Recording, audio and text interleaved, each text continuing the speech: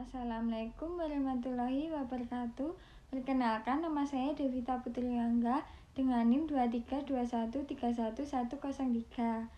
Kelas Hukum Pidana Islam 4C. Di sini saya akan menjelaskan tentang reformasi hukum Islam di India, meliputi latar belakang sejarah, pengaruh kolonialisme, sistem hukum, sumber pemikiran ulama hingga perkembangan abad ke-21.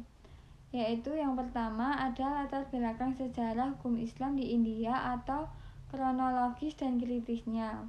Periode awal sebelum penjajahan, Islam masuk ke India sejak abad ke-7 Masehi melalui perdagangan dan dakwah di wilayah pesisir Sind dan Gujarat.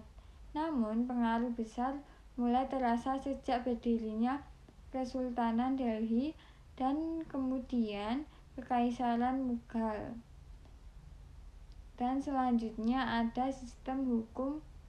Pada masa ini hukum Islam menjadi dasar hukum bagi umat Islam, khususnya dalam urusan perdata seperti keluarga, waris, pernikahan, dan lain-lain. Pengadilan syariah atau qadhi berperan penting, dan hukum Islam hidup berdampingan dengan hukum lokal, yaitu Hindu, adat. Selanjutnya pada masa penjajahan Inggris, kolonialisme. Intervensi kolonial.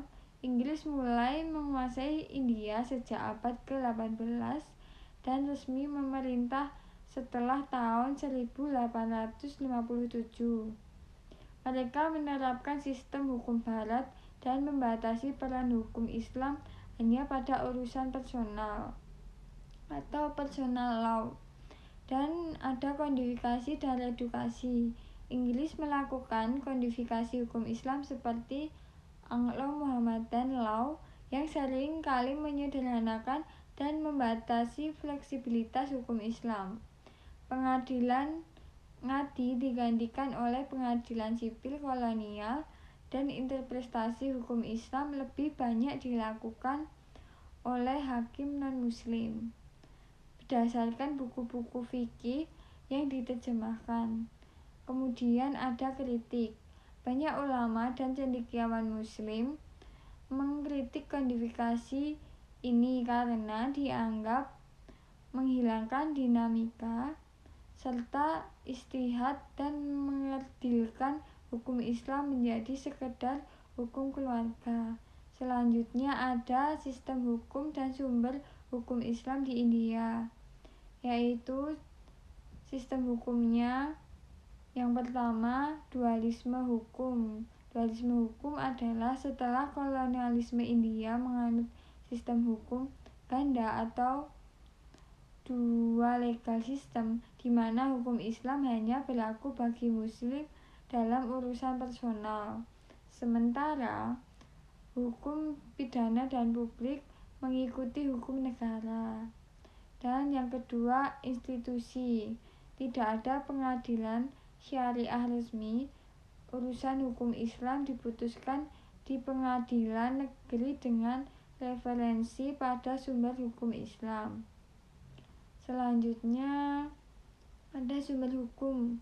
Sumber hukum ada dua. Yang pertama sumber hukum primer dan sekunder. Sumber primer yaitu Al-Quran, hadis, ijma, dan qiyas. Dan sumber sekunder itu ada kitab-kitab fikih, terutama pada mazhab Hanafi. Mayoritas muslim India mengikuti mazhab Hanafi, serta Anglo-Muhammadan Law yang merupakan hasil kodifikasi kolonial. Dan selanjutnya ada pemikiran ulama dan cendekiawannya. Yang pertama ada ulama Syed Ahmad Khan dan Syed Muhammad mengkodifikasikan modernisasi hukum Islam agar sesuai dengan konteks kolonial dan kebutuhan zaman. Yang kedua ada ulama Maulana Ashraf Ali Tanwi menekankan pentingnya menjaga keaslian hukum Islam dan menolak intervensi kolonial.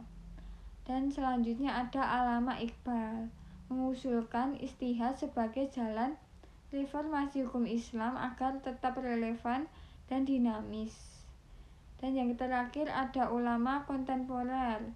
Banyak yang mendorong revitalisasi hukum Islam melalui Dewan Hukum Muslim agar hukum keluarga tetap berbasis syariah. Dan selanjutnya perkembangan hukum Islam di abad ke-21, yaitu ada kondisi terkininya, yaitu hukum Islam masih berlaku untuk urusan personal, yaitu seperti pernikahan, waris, perceraian bagi muslim. Dan selanjutnya ada tantangan muncul dari wacana UCC atau Uniform Civil Code yang ingin menyeragamkan hukum keluarga di India tanpa membedakan agama. Selanjutnya ada perdebatan tentang hak perempuan, talak 3 dan perlindungan minoritas muslim sebagai intens. Dan dampak positifnya itu ada perlindungan identitas. Hukum Islam membantu menjaga identitas dan otonomi komunitas muslim di tengah mayoritas non-muslim. Selanjutnya ada reformasi internal.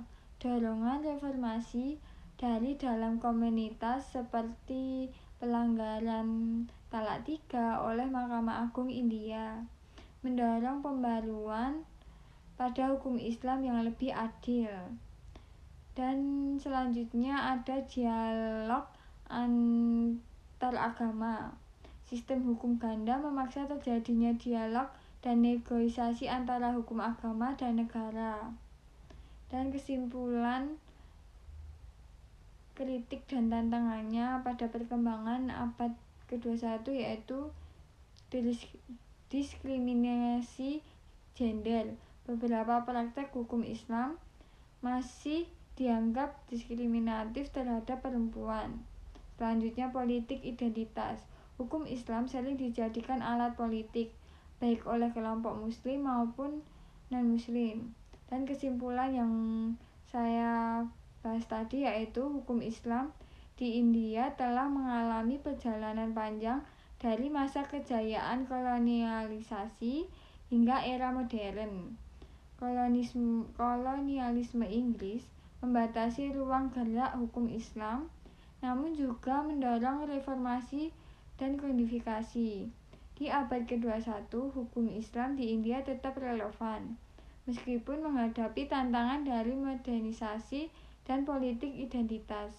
Dampak positifnya yaitu terjaganya identitas muslim dan terbukanya ruang reformasi internal, meskipun tantangan diskriminasi dan tekanan politik tetap ada. Cukup sekian dari pembahasan saya. Wassalamualaikum warahmatullahi wabarakatuh.